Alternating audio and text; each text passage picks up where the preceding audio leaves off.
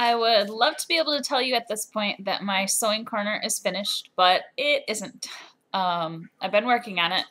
Got a table with a sewing machine set up, but I don't have anywhere to actually lay out the projects or to do my cutting yet, so we're still working on that.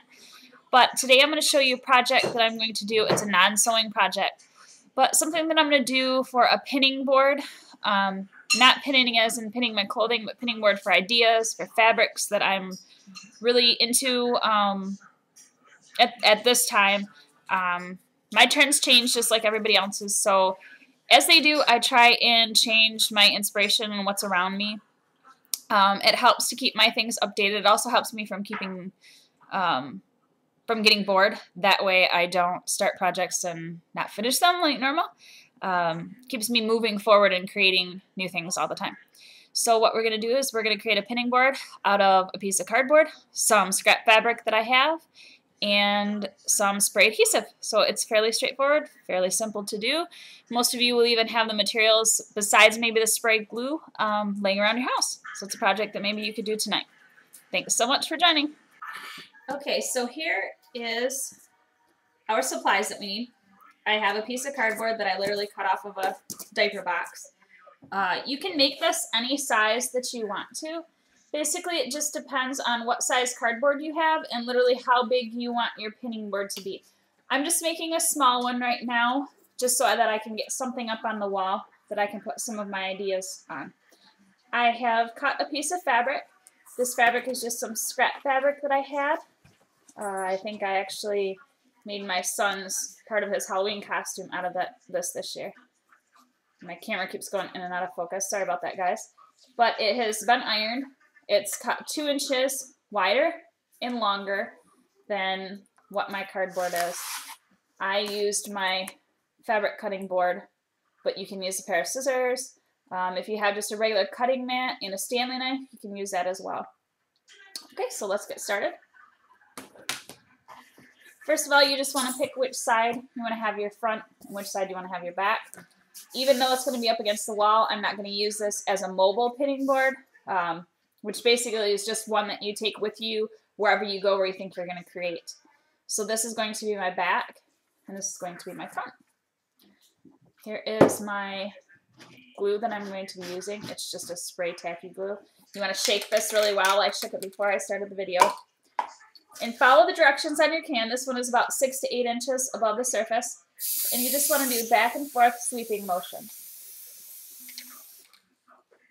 And then you're going to remember to put the back of your fabric down.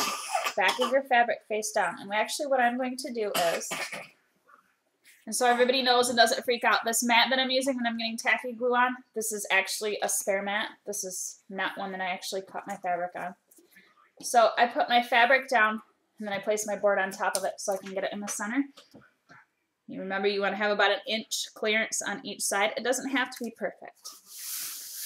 And then you just press it down. I'm going to turn it over at that point to make sure you don't have any bubbles or any wrinkles in it. So it looks pretty good.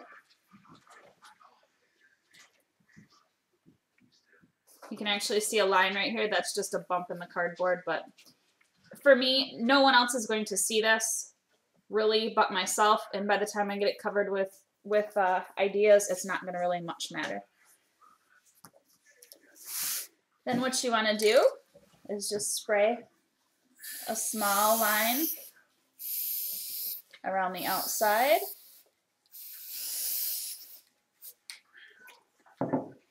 I always start with the long sides first, but you can do it however you want to, and I start in the middle, and I just pull and stretch the fabric up. Some fabrics, some more rigid fabrics, you're actually going to have to take and pin them in place with pins so that it'll dry. This one is a pretty medium weight fabric, and it's not very rigid. So it bends and conforms fairly easily. Okay, we got both of our sides done. I'm going to do the top and the bottom. There's a few different ways to do it, but basically I just fold my corners in. Let's see if we can get this a little bit closer. angle. I'll just fold them in. Again, this is the back. It's really not that important how you go about it. As long as it doesn't show on the front and you're happy with it, that's all that matters. Now, they're going to stick up a little bit. That's okay. You can see that there. We will fix that once we get done doing all sides. So again, bring your corners in however you would like to, just to make sure that they're not going to show on the front side. Because again, that's all that matters is the front.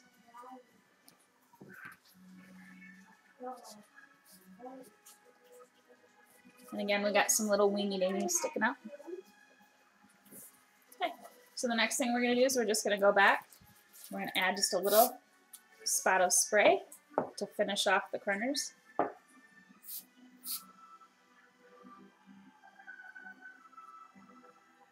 Now some of these, when you're doing fabric on fabric, if you read the directions on your can, you should actually wait about a minute before you try and secure it down, because it needs to dry just a titch bit first.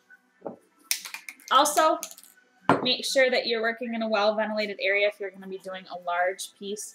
I can smell fumes a little bit right now, but for the most part, they're not very strong for the one that I'm using. If I was doing, this is a similar technique that you use to cover a headboard in fabric. If I was doing something that large, I would be working out in the garage with the door open so that I don't asphyxiate myself. Yep, see, like this corner right here, we're going to have to spray because it's quite a thick piece of fabric.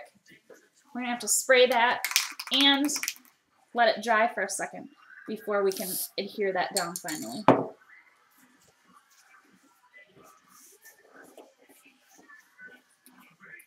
Because at that corner, it's a little rigid. There we go, it's starting to stick now.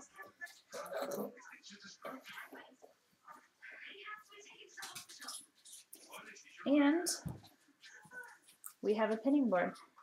On my next video, I'll actually show it to you up on the wall so you can see what I'm going to put on there and what my inspiration is right now.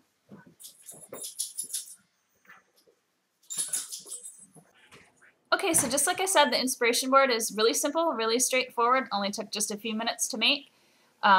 I chose the nude fabric. For one, it was something that I had on hand, but for two, that way when my styles change, I don't have to worry about redoing my inspiration board unless I want to, because it was so inexpensive to make. As for the tacky glue, the spray, it's just really, really simple to use.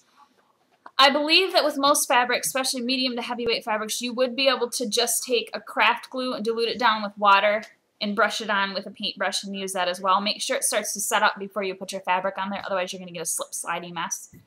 And then just go ahead and use regular straight pins, push pins, whichever you would like. If you've got little kids where they would be able to reach the inspiration board, make sure you're using, I would use push pins rather than straight pins, because if they put their hand on it, they're not going to hurt themselves. So on that note, I have one more thing to show you. My shirt that I'm wearing. As all of my friends know, I am a Pepsi fiend. That is my beverage of choice. If anybody else remembers this shirt, it was one that Pepsi was giving away in their Pepsi Points contest, I think it was, years ago. You just had to pay like shipping and handling if you got so many Pepsi points, something like that. Anyways, my next project that I'm going to be working on will be turning this garment into another wearable garment, something that I'll wear much more often than I do this shirt now. So tune in. Hopefully I will have the sewing corner done in the next few days. I'm getting really excited about it. I keep getting more and more ideas that I want to share with you. So thank you for tuning in. Everyone have a wonderful night, and I will talk to you soon.